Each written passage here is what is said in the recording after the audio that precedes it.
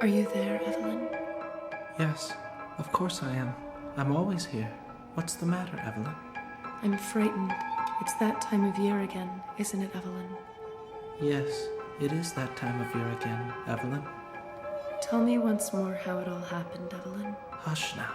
We don't talk about that, because it makes us sad, Evelyn. I won't be sad this time, I promise. Please, tell me again about the tragic events of September, Evelyn. The year is 1985. St. Elmo's fire is at the top of the charts.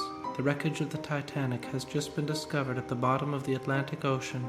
And on a small farm on the Kansas-Colorado border, a young mother is about to give birth. The local doctor has predicted twins, which gladdens the hearts of the woman and her husband, who could certainly use the extra help around the farm. But the birth does not go well.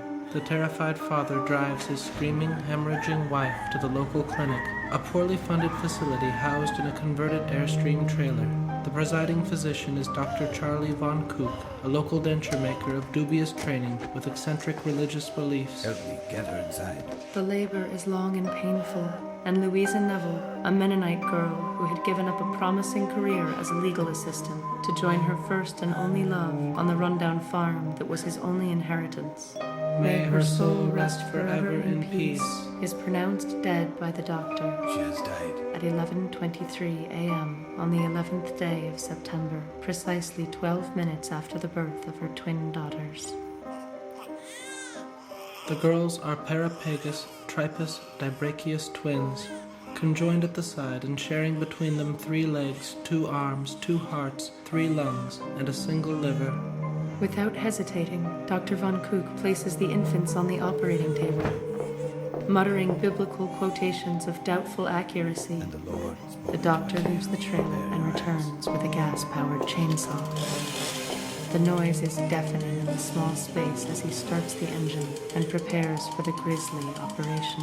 Dear Father, guide my hand. At this very moment, Sheriff Wilbur Owens, having noticed the Neville's car parked outside the clinic, steps inside to see if he could be of assistance. What's going on in here? Seeing the crazed doctor hovering above the newborns, the teeth of the chainsaw about to connect with their innocent flesh, the valiant sheriff draws his pistol and fires. As the bullet pierces his heart, Dr. Von Kook emits a cry and stumbles backwards. Samuel Neville, a timid, nervous man who wanted nothing more than a quiet country life with many children, is still in a state of shock over the death of his young wife and the alarming physiology of his daughters when he is struck in the neck by the chainsaw blade, killing him instantly. Distraught, the good sheriff takes the crying infants to his car. Betty, you are not going to believe me this time. He radios back to the station where it is arranged for the twins to be admitted to the Bethany Center for Developmentally Disabled Youth in Topeka. Sheriff Owens decides to deliver the twins to the Bethany Center personally. Less than an hour into the drive, an oncoming truck swerves, crosses the median, and strikes the sheriff's car. The sheriff is thrown into the windshield, knocking him unconscious. He will die 30 minutes later from loss of blood.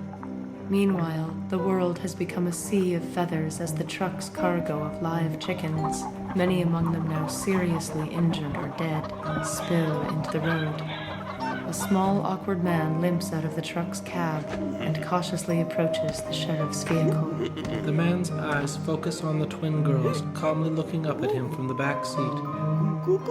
Ignoring the dying sheriff, the truck driver lifts the infants into his arm and sets them in the cab of the damaged vehicle. He unhitches the trailer and climbs into the cab, abandoning the defenseless chickens to their grim fate on Interstate 70. A smile forms on his lips as he puts the truck into gear and continues down the highway.